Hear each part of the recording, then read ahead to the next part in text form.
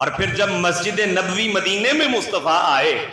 تو یہاں تو صحابہ مصطفیٰ کا لعاب بھی زمین پر نہیں گرنے دیا کرتے تھے، اور معراج پہ بھی رب نے بلا لیا تھا، پروٹوکول وہ بھی دے دیا تھا۔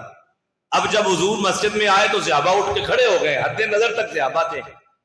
نبی پاک رو پڑے، سرکار کی آنکھوں میں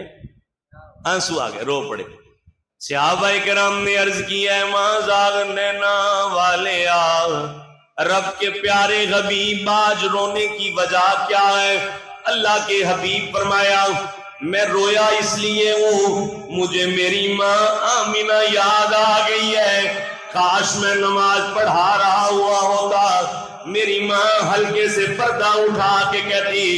بیٹا محمد ذرا میری بات تو سنو نا، او نوجوان بچوں سنو، دل کے کانوں سے سنو نا،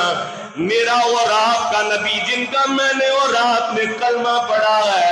وہ ہمارے نبی فرما کے گئے میں نماز پڑھا رہا ہوتا، سورہ فاتحہ کی تلاوت کر رہا ہوتا، میری ماں پردہ اٹھا کے کہتی بیٹا محمد ذرا میری بات تو سنو نا، میرے نبی فرماتے ہیں نماز توڑ کے دوڑ کر اپنی ماں کے پاس چلا جاتا، نماز توڑ کے چلا جاتا۔ ماں باپ بول بول آوازیں دیتے تھک جاتے ہیں، بچے بات نہیں سنتے، اور اللہ کا حبیب فرما رہا ہے میں نماز توڑ کے دوڑ کر اپنی ماں کی بات سننے چلا جاتا۔ میرے مصطفیٰ نے یہ والی بات کر کے بتایا ہے، اور لوگوں سوچو جس کے لیے اللہ کا حبیب اپنی نماز چھوڑ دے اس ماں کی عظمت کا اندازہ کون لگا سکتا ہے؟ عظمت کی سناواں، دنیا سے چلے جانے کے بعد اپنے ماں باپ کے لیے رونے والوں کو پیغام ہے، ختم دلانے والے دیکھے چڑھانے والے وہ لوگ جو زندگی میں ماں باپ کو دوائی تک لینے کے لیے بھی پیسہ نہ دیتے تھے، اگر بیمار ہو جاتے تھے پوچھتے نہ تھے، ان کے لیے رونے والوں کے لیے پیغام ہے آج زندہ ہے ماں باپ، قدر کیجئے، خدمت کیجئے، عزت کیجئے، بیٹھ کے ان کو ٹائم دیجئے، ان سے باتیں کیجئے، اللہ دنیا بھی سنوار دے گا، حشر بھی سنوار دے گا۔ کہو نہ سارے عظمت کی سناواں، عظمت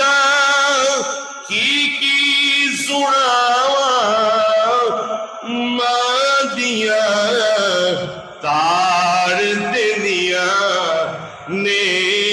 دعا، لال پیارا جگ تک گھر نہیں آمدہ، رین بوہے تے نگاہ، رین بوہے تے نگاہ۔ اور کتنا پیارا شعر، رو پے رب دے پیارے مصطفیٰ، یاد جد آیاں وفا، یاد جد آیاں وفا۔